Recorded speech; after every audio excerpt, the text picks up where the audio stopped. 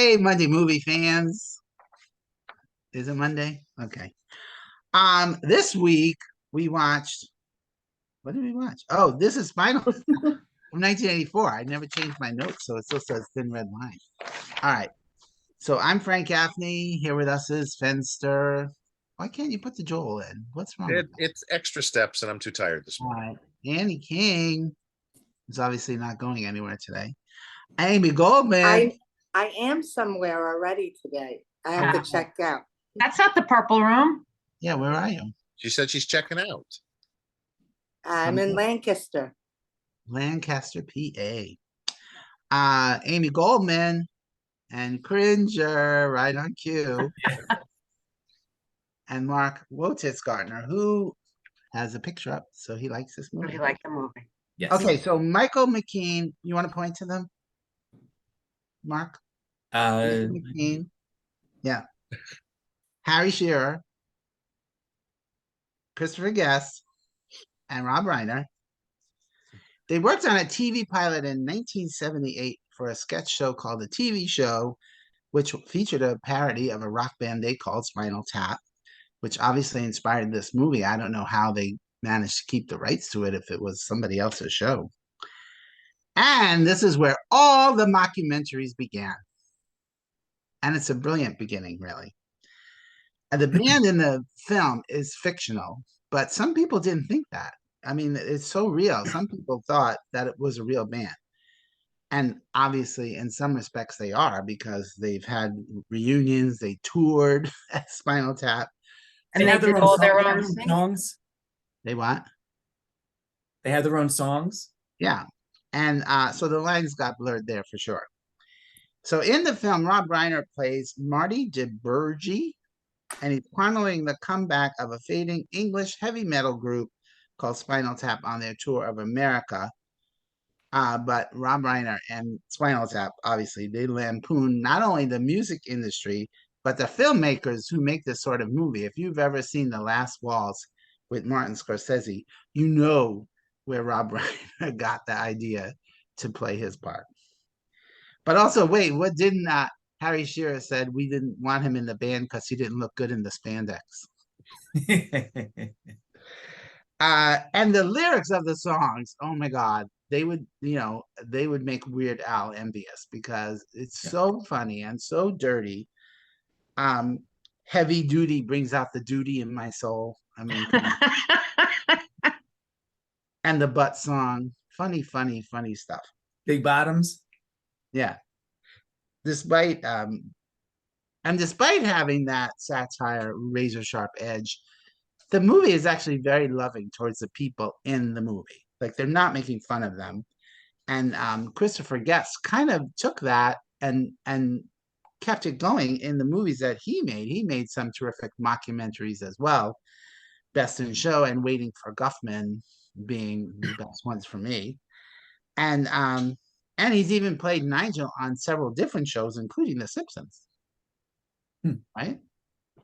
So, and it really is so clever. One little throwaway thing. Christopher Guest is playing the piano and he's just tinkling around. He says it's a kind of classical mix of Mozart and Bach, and he calls it Mach. I mean, come on. That is just clever. And do you remember the name of the song? Yeah, and then he goes to sing Sex Farm. Yeah. When he was talking about doing like a trilogy of opera, that whole scene, and then Marty asked what the name of the song is. He says, "Lick My Love Pump." Like, it's all supposed to be serious. Right. He really is so brilliant. He's a genius. And also, and just Frank, just to go on something that you said, that they really were very loving towards the characters. I watched afterwards an interview from '92 where the three of them were on Good Morning America, and Harry Shearer, I can't remember his characters, which character was he? In character said, "Oh, that hatchet job," and they totally hated the documentary. They made them all look so stupid. But they just kept going with that. It's brilliant. Derek Smalls. Very funny. That's funny. And obviously the movie also has a very serious message about what it's like to be a celebrity. and it's all a game, and it's all about the pyrotechnics. And when the tricks stop working, as they certainly do for Spinal Tap, then it's a kind of nasty affair. But it's very funny. I honestly don't know how they kept a straight face for any of it. For any of it. And there are still some scenes where you Yes. can see them laughing. Yes. Like the whole scene when Harry Shearer takes the cucumber out of his pants. You can see all the extras in the background trying not to laugh. And Paul, Including Michael McKean. Paul Schaefer, when he's like, kick my ass, you can see the Yoko, the blonde woman, whatever her name is. She was cracking up too. Yeah. And I did not realize how beautiful Michael McKean was. In some of those close-ups with that blonde hair, I'm like, wow, he looks really beautiful. All right, and on a personal note, I'm sorry, I'm laughing myself. On a personal note, Amy Goldman, I think this inspired our Florida videos. Maybe. All right, so and then of course I looked up the trivia, and Christopher Guest was such a stickler that he actually made them reshoot some footage because he didn't think his fingering was right on the guitar. Mm. I'm like, yeah, I don't think anybody cares. And on IMDb, which only rates movies to 10, it actually does say for this movie, this one allows users to rate it 11 if they want to. And so much of it was ad-libbed by the cast that they wanted to have all of them listed as the writers, but initially the Writers Guild said no, but when the print I watched certainly had them all listed. Yeah. Did they change it at some time, Joel? When you say had them all listed, you're talking about the four of them, not the entire cast. Yeah. No, that's it's always been that. yeah, it's always been that way. Yeah. And the killing off the 32 drummers was pretty funny too. And shocking when I first saw that it was Ed Begley Jr. was the first one. Yeah. I was like, is that Ed Begley Jr.? But then he got the credit at the end. Yeah. Again, there were so many people that we knew or went on to, certainly. Yeah. Dana Carvey was the mime. That I did not know. Yeah. Of course, we all knew it was Billy Crystal, but it was, a lot of it was like, oh my God. Yeah. And I don't think Fran Drescher was really that big a thing then either. And she was really good. Yeah. And I think she's in the sequel too, right? Joel? It's been a while since I've seen it. I don't remember. All right. Well, there is a sequel on Netflix. I know Fran Drescher plays the same character in an episode of The Nanny. Oh, wow. Including playing herself? Yep. Well, that's interesting. I'm gonna look on Netflix and see what the Spinal Tap movie is. But I'm going with 3.5 stars. I've seen this movie quite a few times, and it still cracked me up even watching it this week. It's truly funny. Annie, did you see this movie before? Nope, never. You didn't even say who picked I this know. movie. I know. You have to go with Amy goodness. first. Amy wants credit.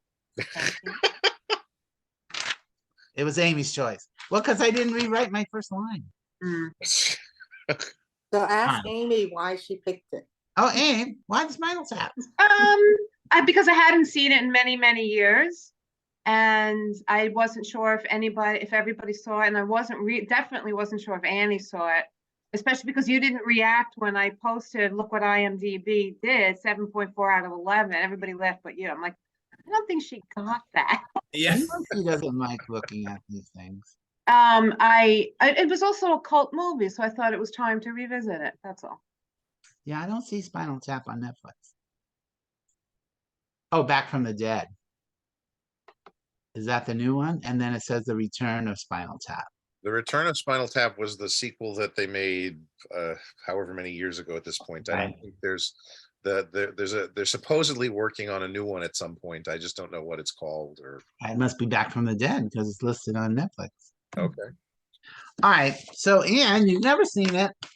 No, Were you laughing?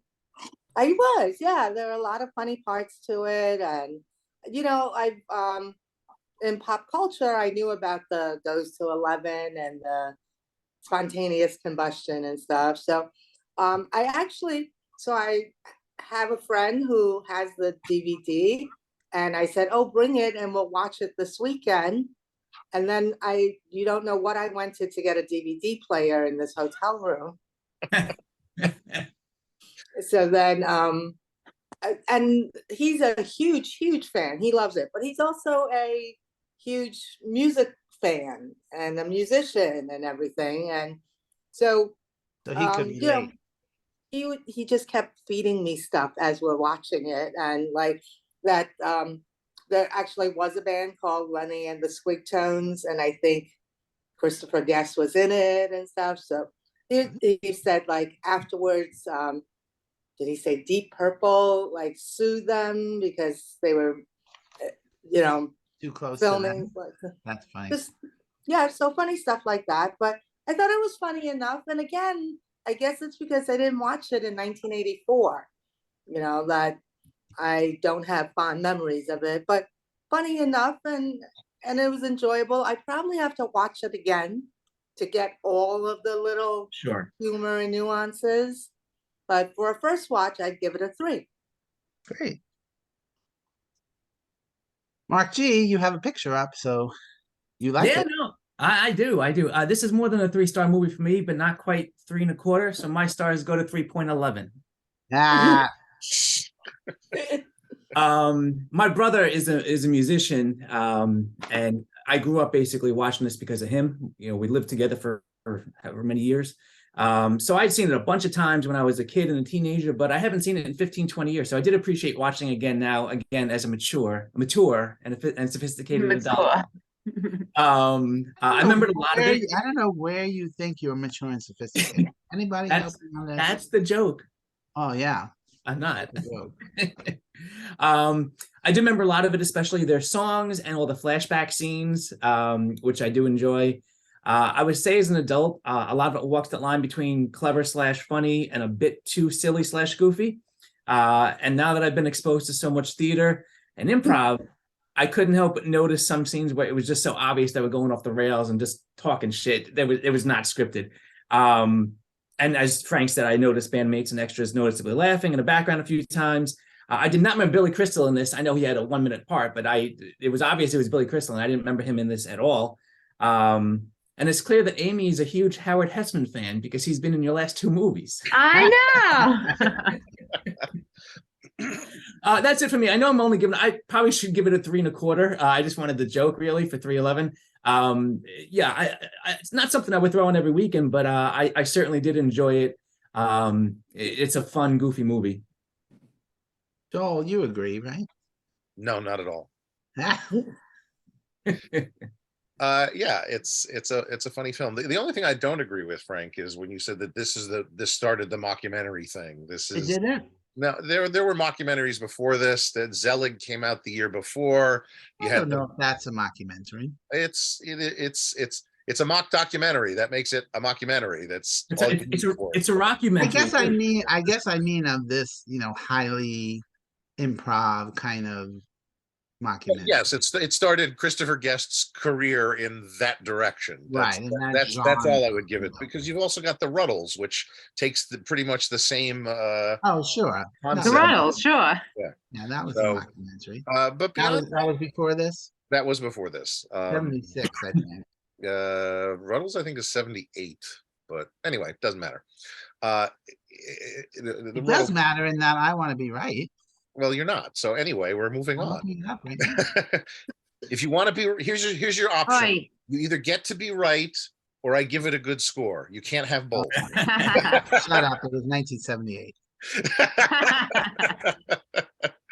There's not much I'm going to add to this. It's part of the National Film Registry, which is why I saw it 2 weeks ago, because it was inducted in 2002, and Jordan and I had finally reached the end of that run of movies that were inducted.